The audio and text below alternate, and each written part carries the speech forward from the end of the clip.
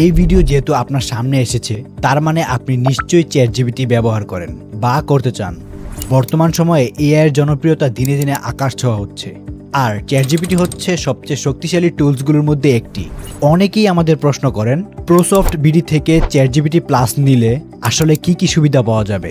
Free ভার্সনে অনেক সময় সার্ভার ব্যস্ত থাকলে দ্রুত রেসপন্স পাওয়া যায় না, তাছাড়া লিমিটের ঝামেলা তো রয়েছেই।